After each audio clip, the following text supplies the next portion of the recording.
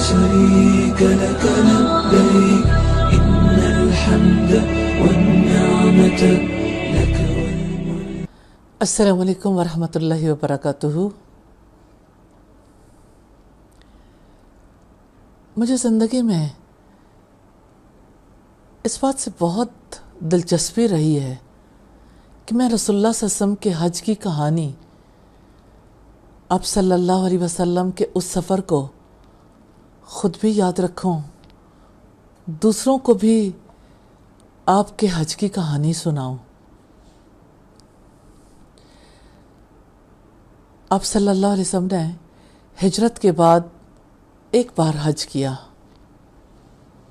9 برس کا انتظار تھا. 10واں برس آپ صلی اللہ علیہ وسلم کی زندگی کا بھی آخری برس تھا. اسلام آنے کے بعد آپ صلی اللہ علیہ وسلم نے ایک ہی حج فرمایا. آخری حج پہلا حج تھا. آپ کی زندگی کا بھی آخری سال تھا. مجھے وہ الفاظ نہیں بھولتے اور میری روح بے قرار ہو جاتی ہے جب بھی میں ان الفاظ کو پڑھتی ہوں، زبان سے دہراتی ہوں تو میرا دل ان لوگوں کی کیفیت محسوس کرنے لگ جاتا ہے جو آپ کے ارد گرد موجود تھے. کیا اثر ہوا ہوگا ان پر آپ صلی اللہ علیہ وسلم کی بات کا؟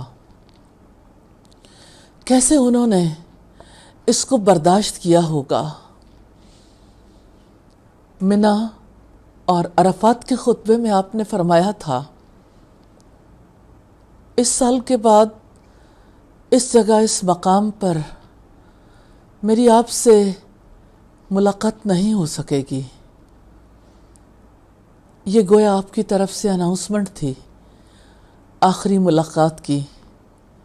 اور اس حج کے بعد آپ صلی اللہ علیہ وسلم 2 ماہ زندہ رہے اور پھر اپنے خالق حقیقی سے جا ملے.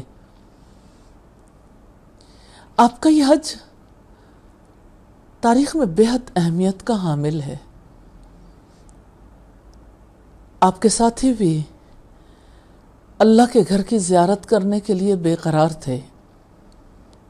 جیسے آپ نے حج نہیں کیا تھا، ایسے ہی آپ کے ساتھیوں نے بھی حج نہیں کیا تھا. صحابہ کرام بھی چاہتے تھے اللہ سبحانہ و تعالیٰ کے گھر کا طواف کریں، وہ پھر سے صفا اور مروہ کی سعی کریں، منا میں راتیں گزاریں، عرفات اور مزدلفہ پہنچیں، وہ جمرات کی رمی کریں، وہ اللہ سبحانہ و تعالیٰ کے لیے جانور قربان کریں. اللہ سبحانہ و تعالیٰ کے گھر کو چھوڑے ہوئے، مکہ کو چھوڑے ہوئے 9 برس بیت گئے تھے. انتظار کی گھڑیاں طویل ہو گئی تھیں اور پھر آپ صلی اللہ علیہ وسلم نے حج کا ارادہ کر لیا. جب آپ نے ارادہ کیا تو آپ نے سب قبائل کی طرف پیغام بھیج دیا اور لوگ جوق در جوق مدینہ پہنچنے لگے. کیا آپ سوچ سکتے ہیں اس وقت مدینہ کی کیا کیفیت ہوگی؟ اہل مدینہ کے شوق کا کیا عالم ہوگا؟ پورا عرب ایک ہلچل تھی، کچھ ہونے والا تھا. جیسے آج پوری دنیا میں حاجی اپنے اپنے علاقوں سے نکل کر حج کے لیے جا رہے ہیں، لیکن وہ ہلچل نہیں ہے. وہ دور، وہ وقت، وہ مقام، وہ لوگوں کا شوق کتنا مختلف تھا. مدینہ میں پہنچنے والے بھی وہ پورے شوق سے لبریز تھے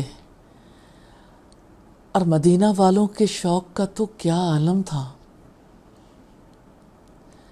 اب صلی اللہ علیہ وسلم کے پاس آنے والوں کی تعداد 1 لاکھ تک پہنچ گئی. اور پھر وہ وقت آیا،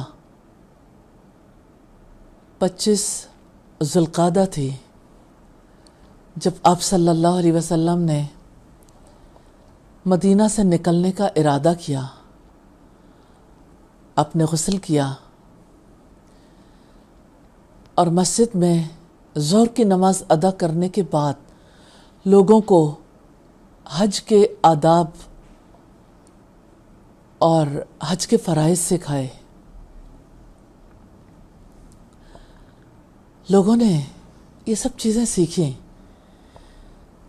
پھر جب آپ روانہ ہوئے، آپ کے ساتھ ازواج مطہرات تھیں، آپ کے ساتھ باہر سے آنے والے اور مدینہ کے لوگ شامل تھے، مرد بھی، عورتیں بھی، بچے بھی، حتیٰ کہ وہ خواتین بھی جن کے بیبیز ڈیلیور ہونے والے تھے، جیسے سیدہ اسماء بنت امیس جو سیدنا ابو بکر کی زوجہ تھیں، وہ بھی لبیک پکارتی ہوئی ساتھ ہو لیں. سیدنا جابر کہتے ہیں حد نظر تک انسان ہی انسان تھے. وہ سواریاں بھی کتنی خوش قسمت تھیں جن پر رسول اللہ کے حج کے سفر کے ساتھی سوار ہو رہے تھے.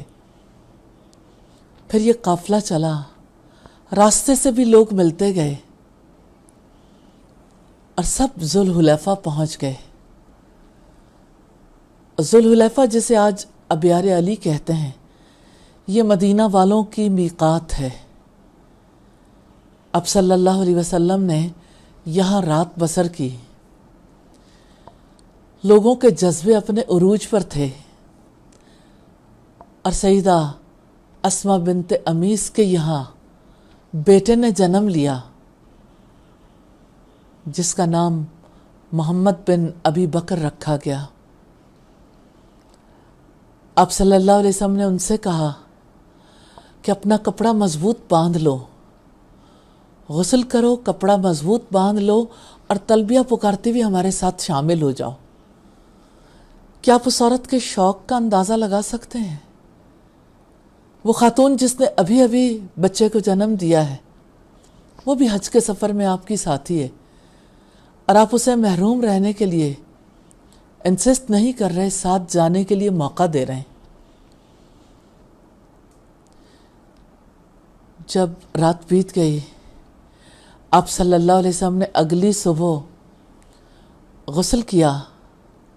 سیدہ عائشہ نے غسل سے پہلے آپ صلی اللہ علیہ وسلم کو خوشبو لگائی. پھر آپ نے غسل کرنے کے بعد احرام پہنا، مسجد میں ظہر کی نماز ادا کی. 2 رکعتیں ادا کرنے کے بعد آپ صلی اللہ علیہ وسلم نے اللہم لبیک عمر و حج پکارا اور آپ کے ساتھیوں نے بھی لبیک کہی. یوں یہ قافلہ روانہ ہوا. یہ پہلا مقام تھا، پہلا پڑاؤ تھا.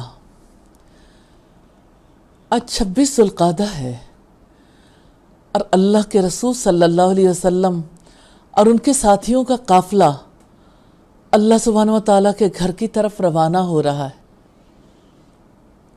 کیا منظر ہے، لوگوں کے شوق کا کیا عالم ہے. لوگ رسول اللہ سے حج کے احکامات بھی سیکھ رہے ہیں، لائیو رسول اللہ کو دیکھ بھی رہے ہیں.